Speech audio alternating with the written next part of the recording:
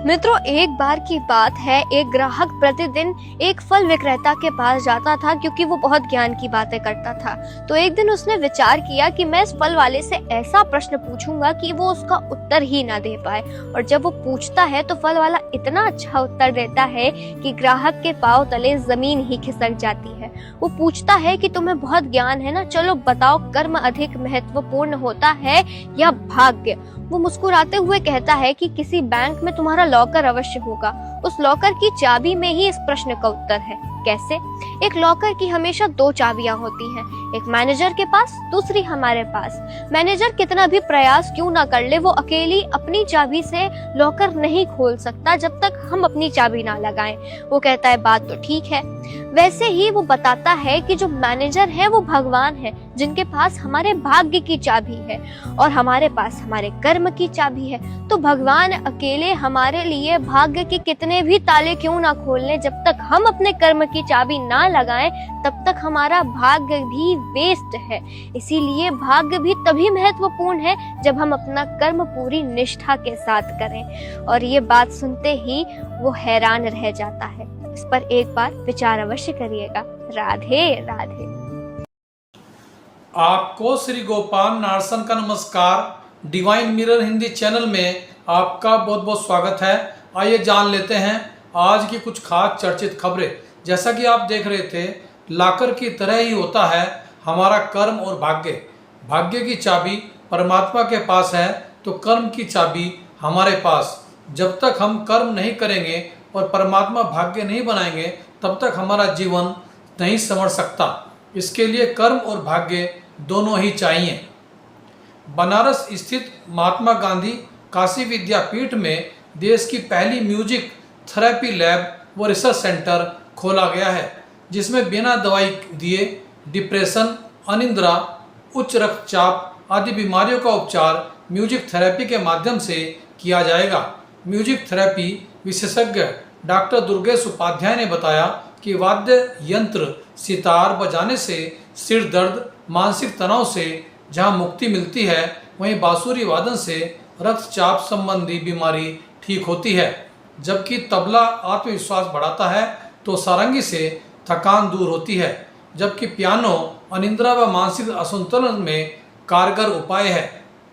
Supreme court ने एक अधिवक्ता के विरुद्ध अनुशासनात्मक कार्रवाई करने से यह कहकर इनकार कर दिया कि वकीलों को उनकी छोटी गलतियों के लिए दंडित नहीं किया जाना चाहिए, क्योंकि इसका उनके करियर पर गंभीर असर पड़ता है। उत्तर प्रदेश के मुख्यमंत्री योगी आदित्यनाथ ने अपने गृह जनपद गोरखपुर में 177 परियोजनाओं का लोकार्पण करते हुए 253 करोड़ रुपए की सौगात दी है। वहीं उन्होंने भाजपा सांसद एवं फिल्म अभिनेता रवि किशन द्वारा नाले के ऊपर मकान बना लेने पर उन्हें आड़े हाथों लिया। भारत ब्रिटेन के बीच प्रस्तावित मुक्त व्यापार समझौते पर दोनों देशों की सहमति बन गई है। इससे भारत के कृषि निर्यात में 20% तक की वृद्धि होने की उम्मीद है। चित्रकूट में 8 साल पहले हुए एक नरसंहार के तहत अमान गांव में एक महिला व उसके 4 बच्चों की बेरहमी से हत्या करने के मामले में अदालत ने हत्यारे को फांसी व उसकी पत्नी को, जिसने उक्त अपराध में सहयोग किया था, आजीवन कारावास की सजा सुनाई है। साथ ही दोनों को 1-1 लाख 10-10 हजार रुपये से अर्थदंड से दंडित भी किया है।